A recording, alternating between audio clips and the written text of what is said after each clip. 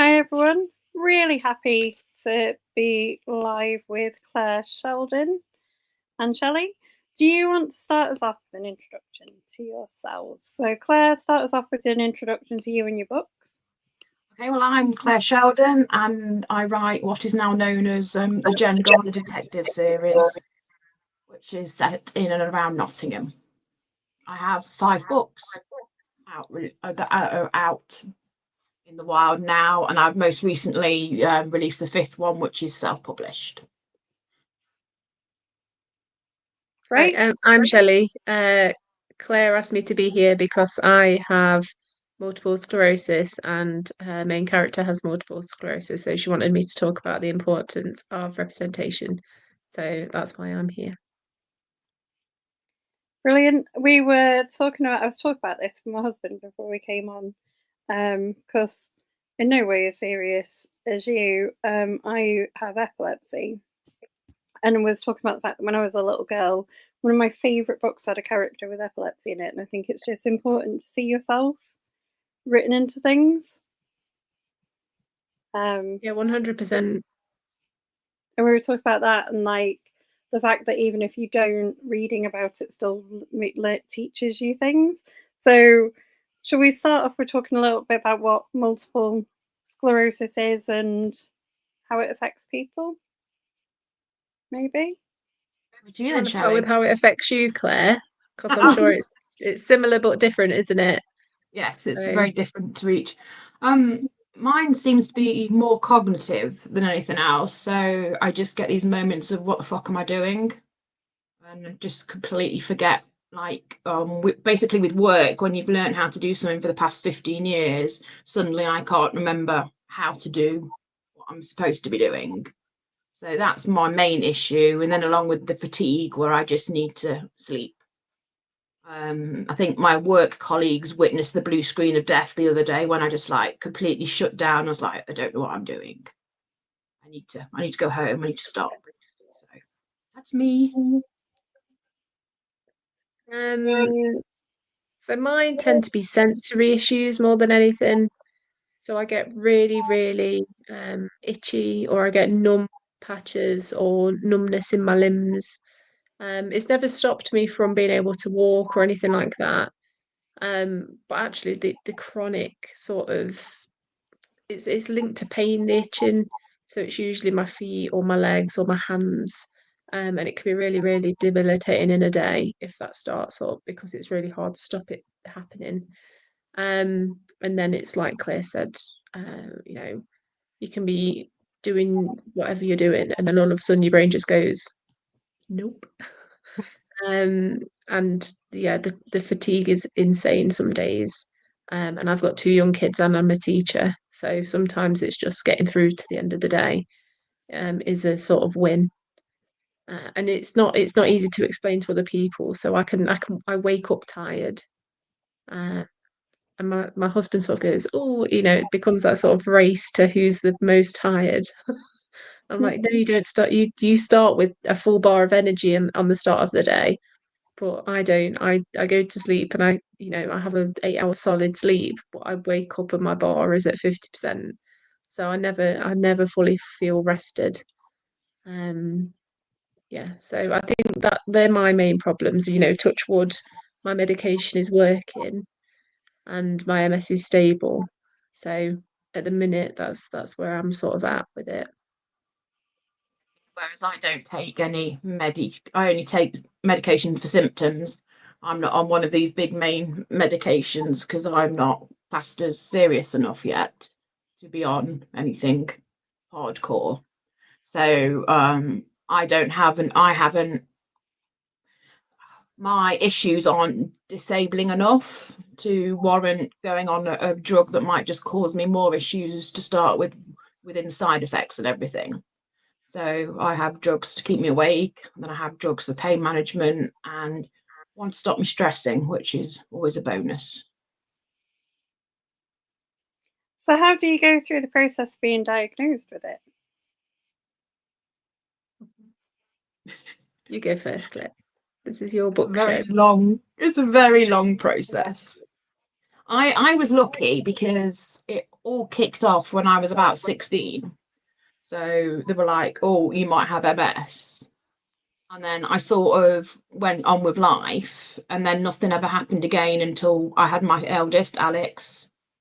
Let's just go 10 years later. And then, like yourself, I had numbness from the waist down. So I got diagnosed pretty quickly because I was already on the radar. So they already knew from the test that it had done when I was 16 that I had it. It was just I had enough issues for them to go, oh, actually, she does have it. It's not just a one-off.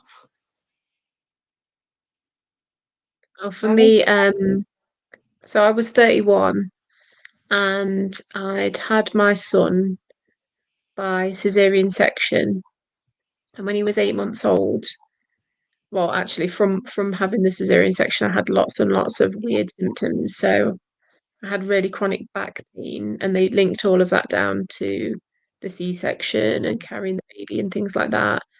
And then I went through a stage of walking where I felt like I was walking on a marble, and I couldn't explain it to anyone. I was just like, it feels like I'm walking on a marble all the time. And then I went numb down my right hand side. So I could feel I could walk, but I couldn't feel if you put your hand on me.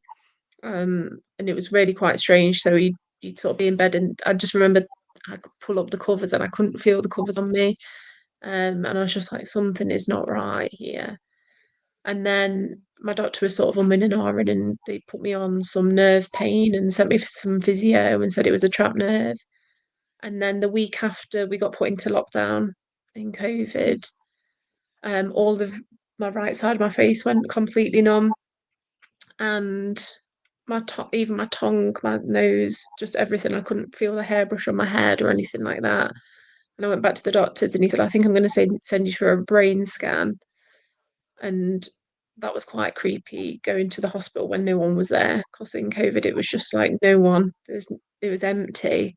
I just remember being in this MRI machine, just thinking I got brain tumor. I'd really convinced myself the worst. Um, and the doctor said, "Oh, when you come out, they'll tell you if it's okay or not." And the woman just hid the screen, and I was like, "Oh gosh, I've got this 8-month-old baby at home." And then there was no face to face, so the doctor rang me 3 days later and told me that I'd got MS over the phone. And it was a really weird mixture of, I'm so relieved this isn't a brain tumor, but also, what is my life now? And then 3 days after that, I went to the hospital and met my neurologist, and he was just very much like, get on with your life. It's not going to stop you from doing anything, and just crack on. You've got something now, but it doesn't define you. Just we'll deal with it. And he was really great. Actually, he put my mind really at ease. And here we are. I'm five years diagnosed now. So Yeah, that's we it. share the same neurologist. Yeah. So we know him well. Nice. So, Claire, put this back into the context of books for us. So tell us about your character who has MS. Right. So, Chris, my DI, I think because of my situation, I wanted to bring MS into my books. And then because of the timing and how it was all going to progress through the 3-book contract I originally had, I had to make it sort of start in the first book and then have a diagnosis by the 3rd book, because I was only contracted to 3 books originally. So yeah, it's like the first book, he sort of has headaches and doesn't know what's going on. It just brushes it off to stress of work. And then at the end of the 2nd book, he ends up in an MRI scan, purely because he goes to see a doctor who panics and thinks it's a brain tumor. So then, as he's been in the MRI scan, they then go, oh, by the way, guess what? You've got MS. And that's the 3rd book.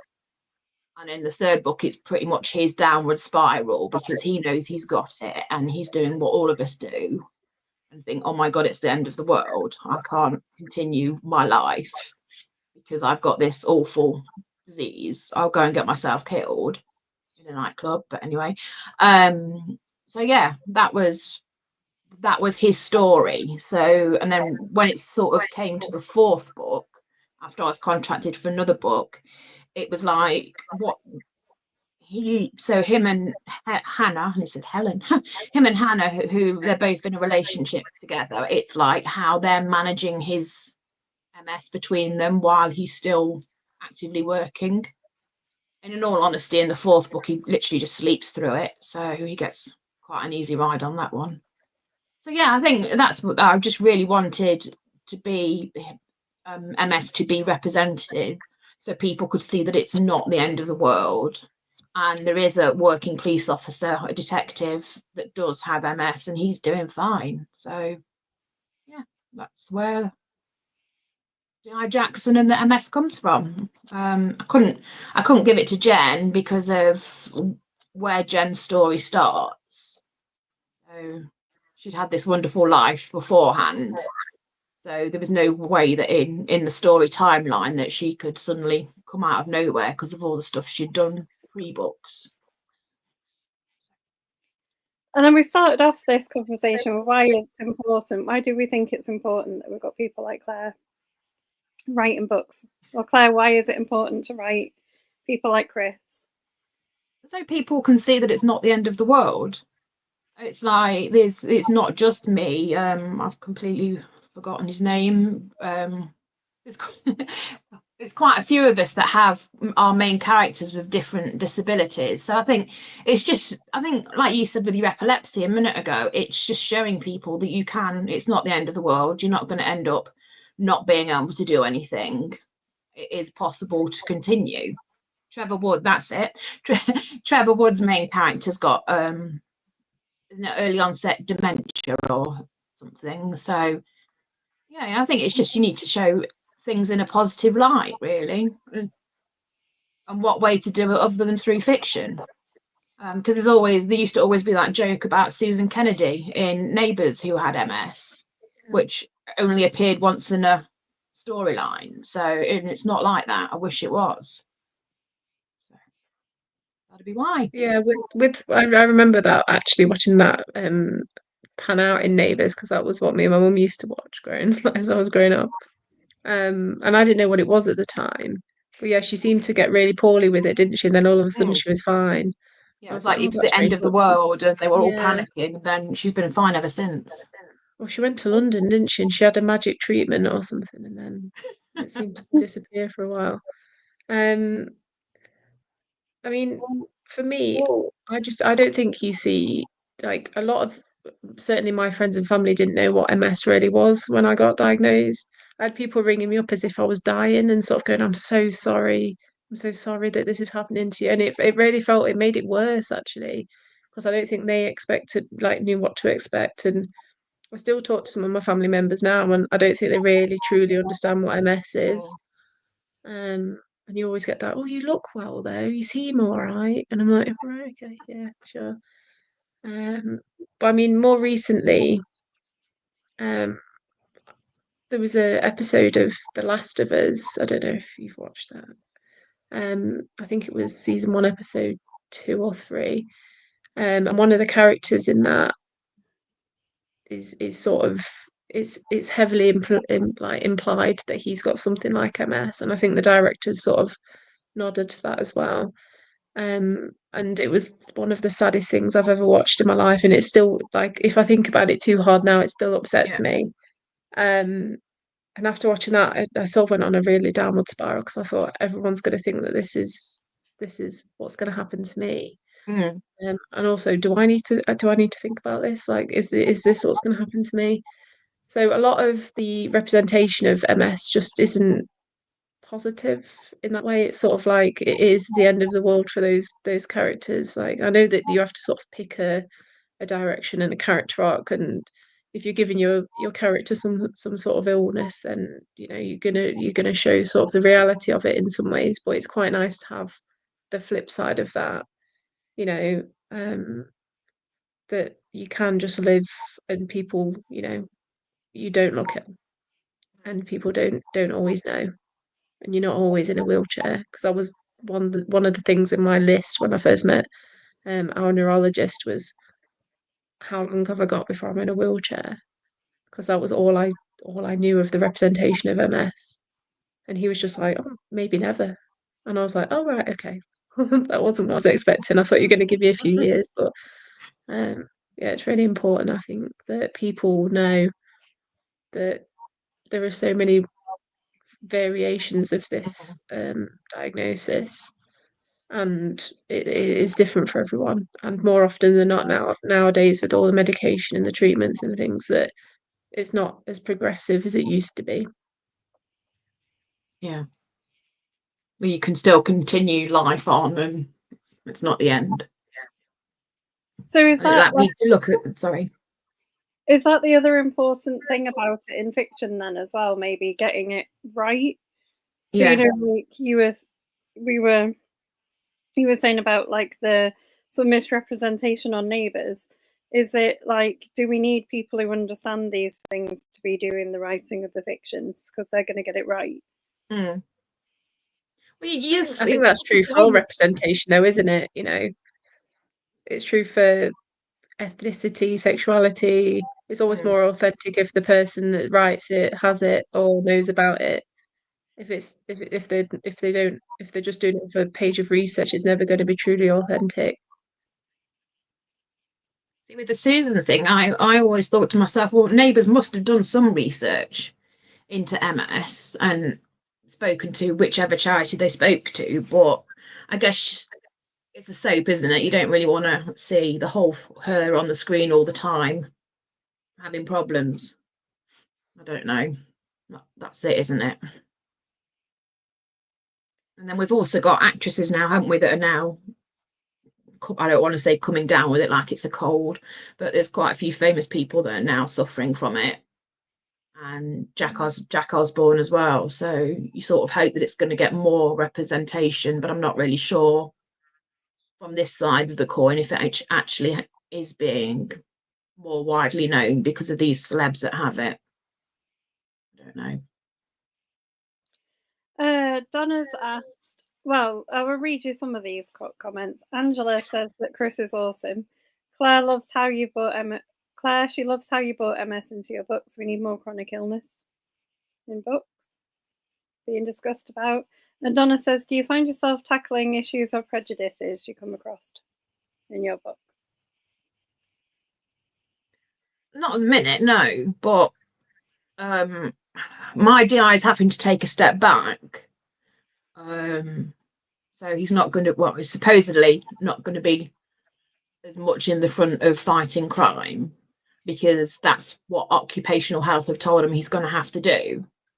So I guess yes and no. I know that he can't be running around like the maniac that he is sometimes. He needs to take more of a step back. But I don't think he's ready to accept that he's going to need to be in the back office more now and not really on the front solving crime, going out and doing what police officers do. So I think that's probably more of the perception of what occupational health and maybe, I don't know because I haven't researched it, so I don't want to turn around and go the police force say, but I wonder if that's how things would be, that people have to do less now because of MS, if you get me. No. Okay. Is that something either of you have faced in your working life after being diagnosed? Have you ever had an issue? I've been very lucky. I've sat here and said multiple times I've been very lucky because of Karen, the HR woman that was put in charge of looking after me when it all came out at work. So with having as much as I didn't want my hours cut in the beginning, it was probably best that they were cut, and it's probably best that I don't work 40 hours a week because it wipes me out. So I've been very lucky. What about you, Shelley?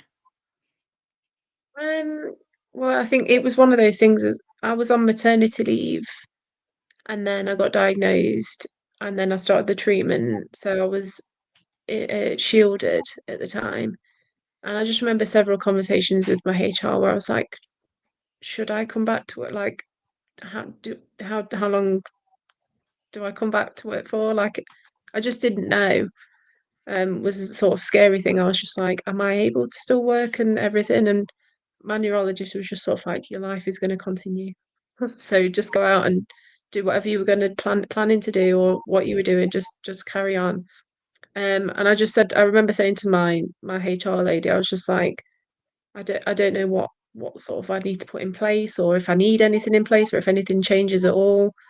And she was really supportive, and she was just sort of like, it's going to all be fine. Uh, and I did make the decision when I'd had my son anyway, before diagnosis, I was going to reduce my days to 3 days because I just wanted to be with him. So I went back part time anyway, and that was quite good for me. So I worked a Monday, Wednesday, Friday, and I thought that would give me like a recovery day from work. And I don't know why. I think I needed the days at work to recover from having a baby, never mind anything else. But I just remember saying to my HR lady, like, I thought I was going on the big teacher scrap heap in the sky sort of thing, and she was just like, no, like, we've got lots of members of staff with different things, and we'll support you. And they put a risk assessment in place and all those sorts of things. And again, I'm probably as fit and sort of able as I ever have been. Nothing has changed really in the last 5 years, apart from my mindset of that sort of like going through the little wobbles of, you know, is MS taking over, or do I need to put some extra considerations into a day or something like that? But in a weird way, I feel sort of liberated by my MS. So before that, believe it or not, I had really bad health anxiety because I had all these weird things happen to me all the time. Um, Turns out it was MS. Um, so when I got my diagnosis, I stopped worrying about things. It just sort of magically disappeared because I was like, what's the point? Living the day sort of thing. So if anything, it did help with my mental health a little bit because I knew what the issues were and what was causing them. And that kind of helped at work as well because I could just sort of like put things in little categories and boxes and just sort of be able to deal with them in a different way. It was quite strange, actually. That's the thing. Yeah, I felt well supported at work. A lot of us say once we're diagnosed, we can backtrack MS a long way back before it's come to the forefront of here we go. Yeah, I think I can probably trace it back about 10 years before my diagnosis. Yeah. Because I So can trace it. People that called me a hypochondriac, I'm like, yes, I told you I was ill. I knew something was wrong. But yeah. Yeah, that period between when I was a kid and him going, oh, yes, it is, to that period of being diagnosed, you can see, I can point out several times when I was having issues, and it's like, wasn't sure what it was. Was I tired all the time because of depression? But no, hang on a minute, it was because I've got MS. So, such fun. Tell us a little bit about your new book, Claire. My new book. Oh, yeah. Come on. Okay, so right. This one.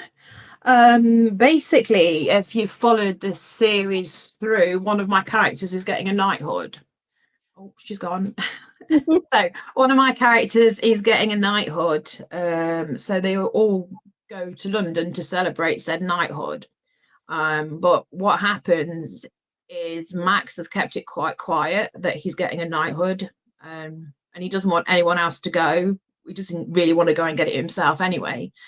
So he gets forced to go with Isabella, and then so they go off, but there's a surprise party planned for him by the other characters. So they all meet up in London, but because they've had to find a hotel in London last minute, it's not that easy, as people that have to go to London for work will tell you. So Hannah manages to book a penthouse suite in a hotel that's closed. Well, the reason why it's closed is like a lot of hotels around here, is it's housing refugees. So they're all partying it up in the penthouse. I think it's only Hannah knows why the rest of the hotel is closed. And then some of the workers that worked at the hotel when it was open normally decide they're going to take the people hostage. So they go in with guns blazing and take a bunch of women and children hostage in the conference room.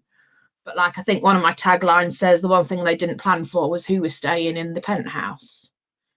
So yeah, Hannah and Jen and everybody just gets embroiled in a hostage situation. And yeah. Did you have to do some research about hostage negotiation? No. No. Because it's more, it's, I think I was talking about John Sutherland earlier, so I've read a couple of his books, and I know when I was looking at hostage negotiation, it just seemed to be, I didn't know how I was going to write it in the story, that because Jen and Hannah and everyone else are actually in the hotel, they're not outside the hotel, so they're not in control of the hostage negotiation. So what I decided to do was have the hostage negotiation more closed door. So there's not a lot in there about the hostage negotiation. A lot of it is about Hannah and Jen running around this hotel, trying to rescue everybody. And then the people there's the characters on the outside. There's a Jack Anderson. He's the main guy outside, but he's more of a go-between between what's happening with the hostage people and the military and the rest of the police force that are ready to end the hostage situation in the hotel. So I think that sort of gave me more freedom of not having to follow how hostage situations go down, because I wasn't writing about that bit of the story, if you get what I mean. No, I get what you mean.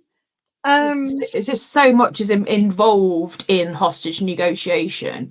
I just didn't think I could do it as much justice as, for example, John does, but he's lived it, so he knows how to write it, whereas I work in insurance. But if you don't want to read a book about insurance. Well, you never know, it might be really interesting. No. If you dropped John a message, you might have helped.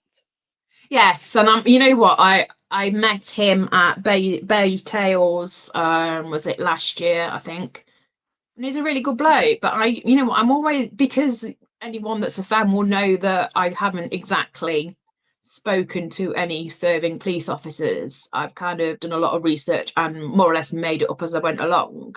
I sort of get scared about contacting people like John and who's the other guy, Brighton Way, that I can't think of his name right now, because I don't want them to look at the books and go, oh my god, that would never happen, or read the books and think they're absolutely awful, because it's all wouldn't happen like that in the real world. So I get a bit scared about contacting serving officers, other than I'm sure the guy that Chris is loosely based on would have told me, because he was being sent the books. So hopefully, fingers crossed, if he'd have read that it was all completely wrong, he'd have told me. But yeah, I get a bit scared about contacting working officers. But my son wants to go in the police, so you never know. In the future, I might be all right. It's a good career option to go for. Yeah. I'm already married to a fireman, aren't I? So, you know, let's cover all the bases. Right, now you just need an ambulance person and you'll have all the emergency services covered. You know, I've said this at work. There's a girl at work who's married to a police officer. And obviously I'm married to Andrew. And I'm like, everyone that's single, they need to find someone in the ambulance service, because I sit at work and go, today in the fire service, and then I moan about his pager going off or something. And then she's sitting there not sort of telling stories about her husband. I'm like, all we need is the ambulance. And then when stuff kicks off in Nottingham, like the stabbing of the students, well, we've got the fire service covered. We've got the police service covered. We need someone to marry a paramedic. So why, I mean, I know you said insurance isn't very interesting, but I bet you could probably write a really interesting book with some insurance fraud or something going on in it. No. Because I think because it's insolvency insurance that I work in, and not proper, well, it is proper, but not like home insurance or car insurance. Mine's more insolvency stuff, so it's more companies that have gone under, but we're not actually dealing with the companies. We insure the people that deal with companies. So I just don't think, maybe we need a dodgy insolvency practitioner. Maybe. Maybe. Because if I'm right, you've used the fire service before, haven't you? Your knowledge about that. In Burning Line, that one. Yeah. Oh, and it's in Silent Child as well, but Why did you not decide then to go, oh, here's a new idea for a new series for you? You could write a series about someone who does like arson investigations. yeah. Or a service. Yeah. But then we're back to the same problem with the police force. You need to find someone to talk to ask these questions too. Yeah.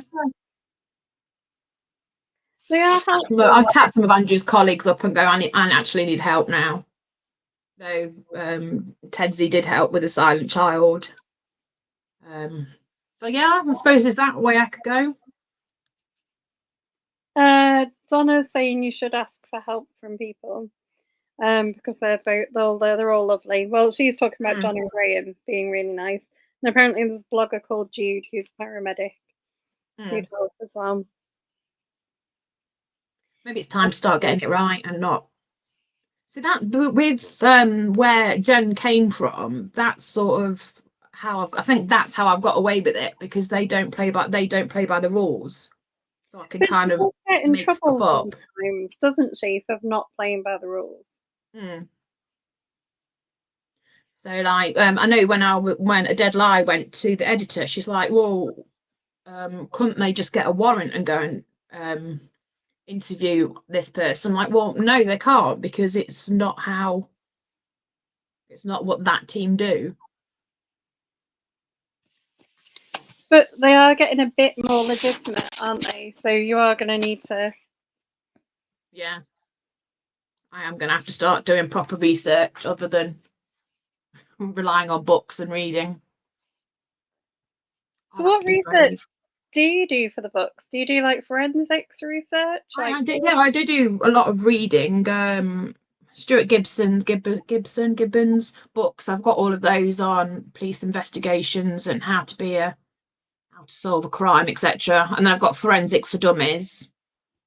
And then when I was writing A Burning Lie, I spent far too much time looking at how to make a bomb. And that, I can't remember what it's called, that chemical that you can use to make bombs. It's just completely not the hair dye one, the other one. So yeah, I spent a lot of time reading up on that. So I do some research. I do some research. I do a lot of research, but just too scared to speak to people. There we go. Yeah, I probably would have been caught out by now if I hadn't have been doing something right. Other than my husband moaned about 3, but there we go. Did he? Donna says, to be honest, how could anyone talk to you and not love you? You're so lovely with me. To help. And Angela says that she's lucky to call you a friend. Oh, so you're getting a bit of an outpouring of love. Sorry? I said you're getting a bit of an outpouring of love. Yeah, they're all going to want a £5 later, aren't they? Is that their fee? Maybe they should ask for more. Yeah, they'll have me at Baked Tales, won't they? They'll be like, right, you owe me a drink because I said nice things about you. Thank you, guys. Are you going to Baked Tales again? I've been asking everyone who's been on this recently, what other author events have you got coming up? I haven't really got anything coming up. I go Baked Tales every year with Angela and Donna and everyone else. So that's March, end of February, March time. So I'm going along to that. Other than the book group I mentioned earlier in one of the chats, the local book club thing that I'm part of, and where we have different authors come and speak to us every month. So I go along to that and being part of the organisation of that. So I haven't really So if anyone wants to book me for anything, I am conveniently free. Conveniently. Good to know. Anyone who's watching, organising events. Yeah. I'm now indie as well, so I've got a pile of my own books. So how many more books are you planning to publish in this series? I don't know. Because I've got the problem that I've recently discovered is the first 4 are not owned by me, they're owned by the publisher. So no publisher will take on this series because I don't own them.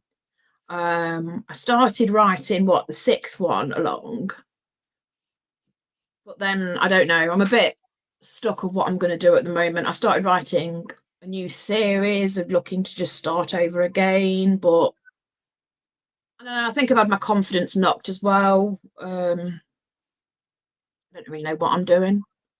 But yes, I should write a 6th because there's a cliffhanger, as always, in that one that needs apparently resolving. And when my editor was doing it, she was like, well, I hope there's going to be another one to answer the questions. So yes, I need to write, what is it? 6? Yeah, I need to write a 6th to answer all the questions in the 5th. But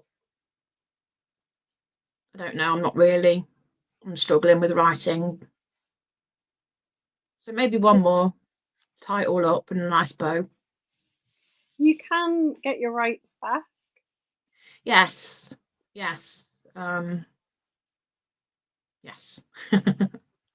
Which might help. Yeah. Yes, it is possible to do that. Yes, I might be able to buy them back, but I haven't really crossed that bridge with them yet. And then Angela's saying if you did a 6 to tie up loose ends, then you could start a new series.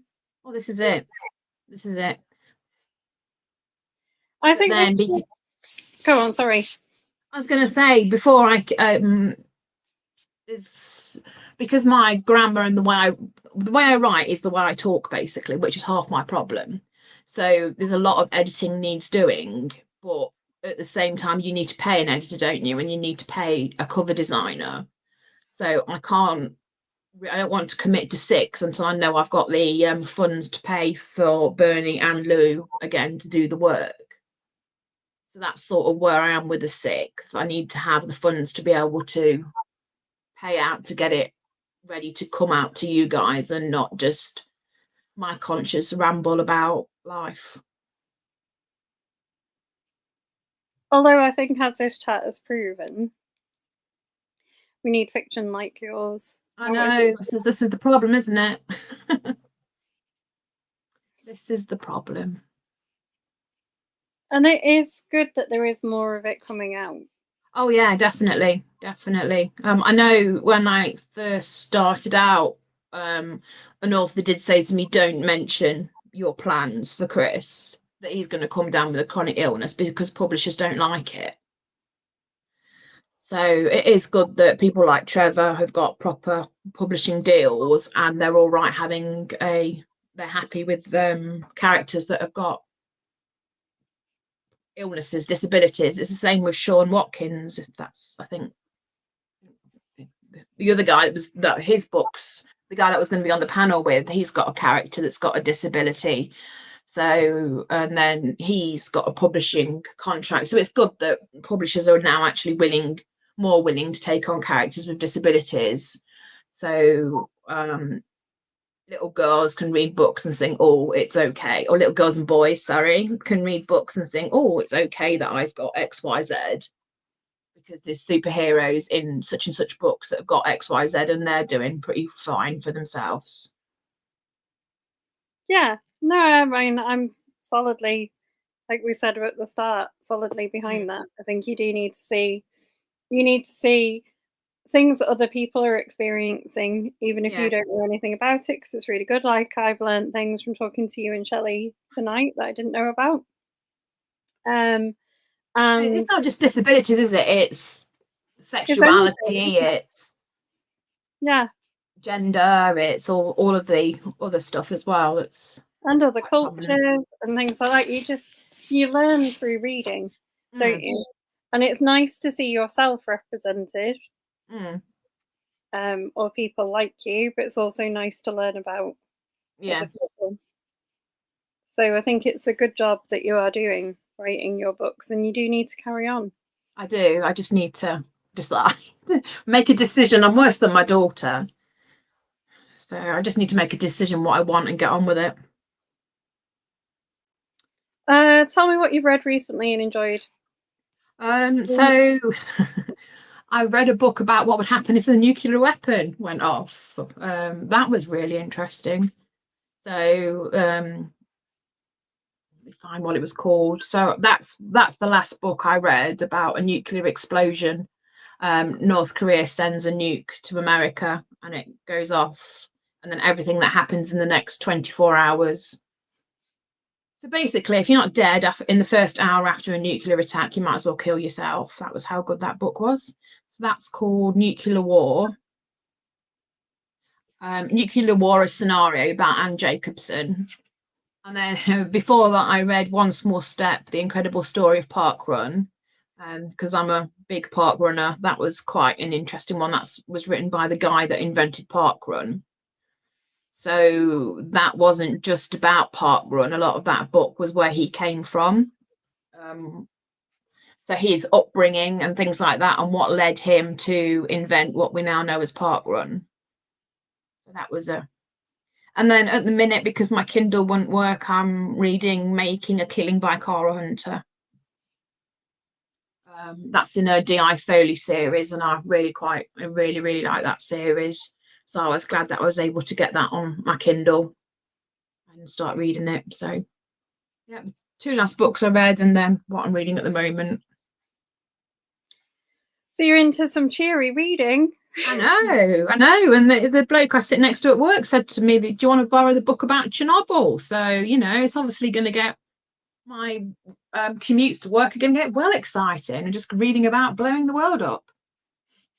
Oh, it might be the book I read about Chernobyl. That was really good, though. Yeah, if you're into sort of that stuff, I recommend the Nuclear War one, because it's just basically what would happen. It's more of an American level. It's not really the British level of what would happen in Britain. Well, I find that really interesting. And it's like I said to Paul that I work with, it's like watching a movie. I'm literally reading it, and it's like watching a blockbuster movie of the end of the world. So is it? Because your books are quite all action, right? There's a lot of things that are more than just a normal scenario. Would you be tempted to build in a bit of a terrorist or a bomb kind of scenario? This is it. But then, like, back to A Dangerous Lie.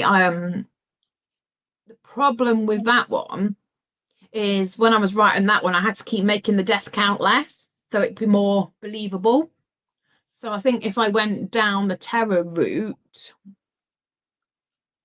I'd probably have to be more like involving people like the MI5 and stuff. I probably won't be able to wing it as easier as I have been winging it. There you go. When I was right with the Burning Lie, they said to me I had to cut the death, because I was like 44 people are going to die, but apparently I had to reel it back in to make it more believable that a local police force could actually solve that crime, and they wouldn't need to bring in MI5 and all the rest of them. So we were discussing this earlier. There is also the problem as well of you can kill off too many people, and then you've got a problem with like how you keep setting them in your area without hitting like the Midsummer Murders effect of like everybody should be dead. Yeah. Exactly. And it's like the referring to Law and Order SVU.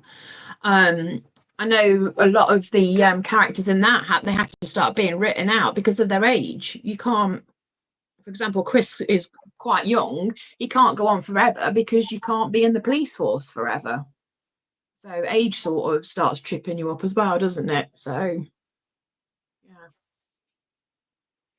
See, what you're saying is you'll have a natural limit on your series anyway, because you'll either have killed everyone all around, wiped out the whole of Nottingham, or your police people will be too old.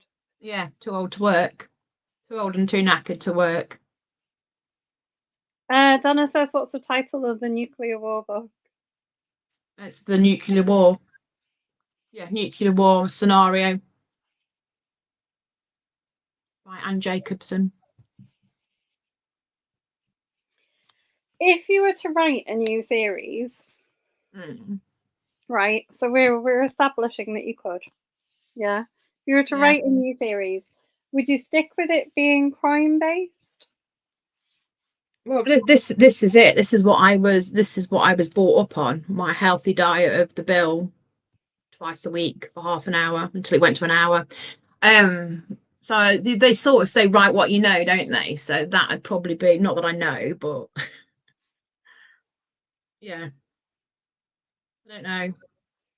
I don't like the real world. I don't like writing about the real world because it's not all sunshine and fairy cakes, is it? So with crime, you can sort of get away with it not being so great. I'm just like talking rubbish now, so I don't think you're talking rubbish. I think I'd like to stick with crime. I don't really think there's anything else I would want to go towards. But then you've said fire investigation, so well, that is still crime, though, isn't it? Yeah, well, this is it. Still have the crime element attached to it. Yeah, there's still a crime element attached to it. The reason I was thinking that for you is because you've got someone who works in the fire service who got into the research. Yeah. You'd know it, like you could get it really right. You better more right than I currently am. No, but like a lot of people wouldn't get that right. Yeah. No. There's not much of that kind of book out there, but it'd probably be really interesting. And like arson is a really big problem. Yeah. So it's not like unreasonable to write about it as a crime. There'd be a cute dog in it that has to put shoes on. Yeah, there could be a cute dog. I could write it from the dog's point of view. That would go down well, wouldn't it? I mean, seriously, like think about things like you talked about Bill, but there was like London's burning about the fire service. Yeah, stuff, wasn't there? yeah. I tell you what. Yeah, my husband was watching that back. Like, is it you? London's burning, and I was like, oh, the amount of racism that was in that. I was moaning more about that than anything. So yeah. But maybe you could write the next really good series like that. The next London's burning. Yes, but it won't have all of the problems in because we've established that you're going to write better representation of anyone, right? So you're going to write that, then Netflix will come calling to make. Oh no, I was just thinking. I watched Joe Jakeman, whatever day it was this week, and she's a screenwriter, so I just hook up with Joe Jakeman, and I'm laughing. There you go. Yeah, she adapts it for you. Yeah, with her MA in screenwriting. Yeah, then you're all good. Yeah, laughing all the way to the bank. Then I can bring out book 6 and tie everything up. We solved the problem. Yeah, solved all my life problems. I'll go and get my children now. You can solve their problems as well. Oh, I don't know. No, I'm a teacher. They won't like my solutions to problems. That's not how it works. But yeah, it would be good. So then when Netflix come and adapt your new Fire series and go back and adapt the other ones, what character would you like to play? I think I'd want to. Well, I think it's like everybody else. I just want to be I think I just want to be a minor character. So someone in the background. I'll be one of these people that come along and ask a stupid question. Like Lady in the Cafe or something. Yeah. Person in the nightclub when the nightclub goes up. Oh, is this for your new Fire series? We're going to have a nightclub on fire. But then the fire service have been so great at what they do. There is actually less fires now, believe it or not. So. But it's fiction, so you could make I know. Happen. I know. There wouldn't be as much crime, would they? There is in fiction. Yeah, well, I mean, we're much better at solving lots of things, aren't we? But if you're writing it in fiction, you can get away with there being a few more fires than maybe it actually is. Do the fire service just get a bit bored then? Because there's not as many fires. Or just like bonfire night, there isn't as much anymore because they've been so good at training people and making people aware of the dangers, etc. But it's not just about fighting fires, and it's definitely not about getting cats out of trees. They go out and do a lot with the community now. They do a lot of what is known as a safe and well check, where they go and speak to elderly people and replace fire alarms and things like that. And then they go round, if someone's had like a fire at their house, they go round their house after the fire and put fire alarms up for them. So there's a lot of community work involved in it now. It's not as busy as it used to be, if that's the right way of putting it. There isn't as many fires as there used to be. But I tell you what, when that bloody page has gone off twice in one night, you'd think otherwise. Still interesting though. See, you definitely need to go down that. No, I literally sit at work and go, well, this week in the fire service, and then I just sit there and moan. So there must be stories in it somewhere. Yeah, I'm sure there is.